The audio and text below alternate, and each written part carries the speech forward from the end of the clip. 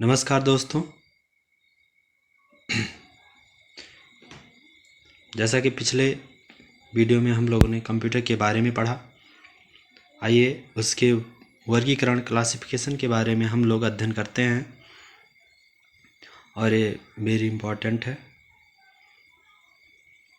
तो आइए चलते हैं। सबसे पहले हम जानते हैं कंप्यूटर के विकास का वर्गीकरण हार्डवेयर के उपयोग के आधार पर कितने भागों में बांटा गया? 1, 2, 3, 4, 5। ये तो हो गया आपके हार्डवेयर के उपयोग के आधार पर आपके कंप्यूटर का वर्गीकरण 5 प्रकार से किया गया।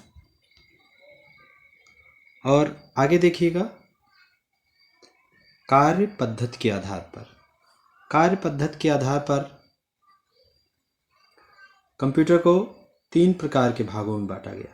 एनालॉग कंप्यूटर, डिजिटल कंप्यूटर और आपका हाइब्रिड कंप्यूटर। ये हो गया आपके कार्य के आधार पर। अब आगे चलते हैं। कंप्यूटर के आधार पर हो गया आपका main frame computer, mini computer, micro computer और सुपर कंप्यूटर। ये किसके आधार पर हो गया? आकार कार्य के आधार पर computer. Main frame, mini, micro, super, ये 4 मुख्य कंप्यूटर होते हैं। आगे अब आता है हार्डवेयर के आधार पर। जैसे कि इसके पहले हम लोगों ने पढ़ा हार्डवेयर के उपयोग के आधार पर, उसके बाद हम लोग पढ़ते हैं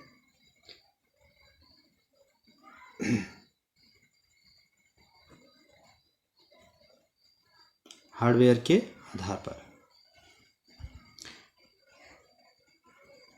इसमें आता है पहली पीढ़ी के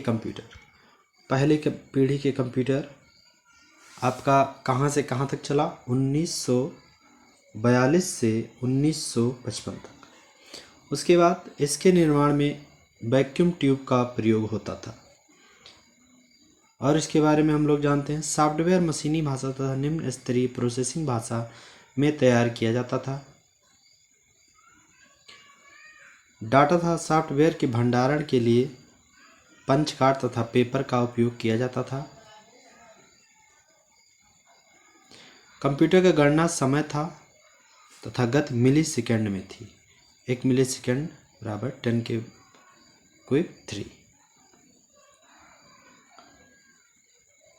पहली पीढ़ी के कंप्यूटर का उपयोग मुख्यतः वैज्ञानिक अनुसंधान और सैन्य कार्यों में किया गया।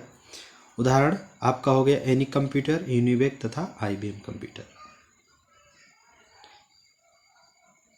आगे चलते हैं। दूसरी पीढ़ी के कंप्यूटर में निर्वात वैक्यूम ट्यूब की जगह सेमीकंडक्टर ट्रांजिस्टर का प्रयोग किया गया। सॉफ्टवेयर तथा उच्च स्तरीय असेंबली भाषा में तैयार किया गया।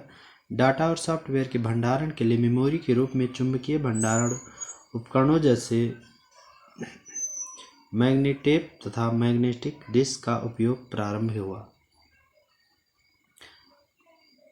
कंप्यूटर की प्रोसेस की गति तीव्र हुई। अब इसमें माइक्रो सेकंड में मापा जाता था।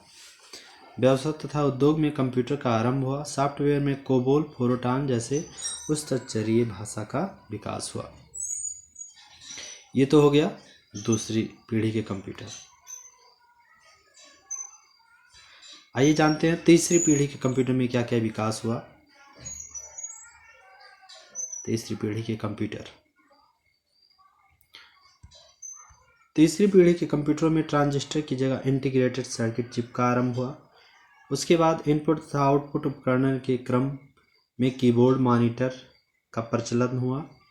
फिर उसके बाद कंप्यूटर का गणना समय नैनो सेकंड में मापने लगा।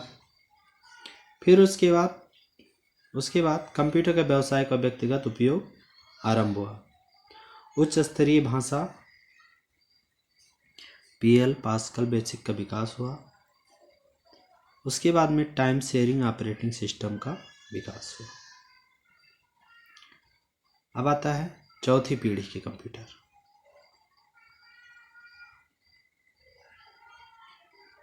चौथी पीढ़ी के कंप्यूटर के बारे में हम लोग पढ़ते हैं।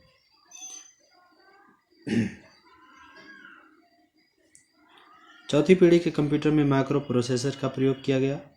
कंप्यूटर का गणना समय पिको सेकंड में मापा जाने लगा। माइक्रो प्रोसेसर का विकास AIF ने 1971 में किया। उच्च गति वाले कंप्यूटर नेटवर्क जैसे लैन वैन का विकास हुआ। 1981 में IBM ने माइक्रो कंप्यूटर का विकास किया गया, जिसे पर्सनल कंप्यूटर कहा गया।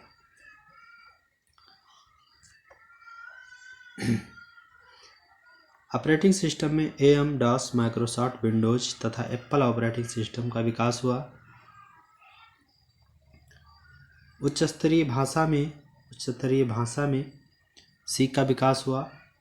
ये हो गया आपका चौथा पीढ़ी कंप्यूटर। ये वेरी इंपॉर्टेंट है, आने वाले परीक्षाओं में पूछा जाएगा। पांचवी पीढ़ी के कंप्यूटर ULSI तथा ELSI से करोड़ों इलेक्ट्रॉनिक उपकरणों से युक्त माइक्रो प्रोसेसर चिप का विकास हुआ। इसमें किसका? माइक्रो प्रोसेसर चिप का विकास हुआ। मल्टीमीडिया तथा एनिमेशन के कारण कंप्यूटर का शिक्षा तथा मनोरंजन में उपयोग किए जाने लगा। भंडारण के लिए ऑप्टिकल डिस्क जैसे CD, DVD, दूसरे डिस्क का विकास हुआ। नेटवर्किंग के क्षेत्र में इंटरनेट, ईमेल, www जो वेब का नेम है, विकास हुआ। मैग्नेटिक बबल मेमोरी के प्रयोग में भंडारण क्षमता में वृद्धि हुई। अब ये हो गया आपका पांचवी पीढ़ी के कंप्यूटर।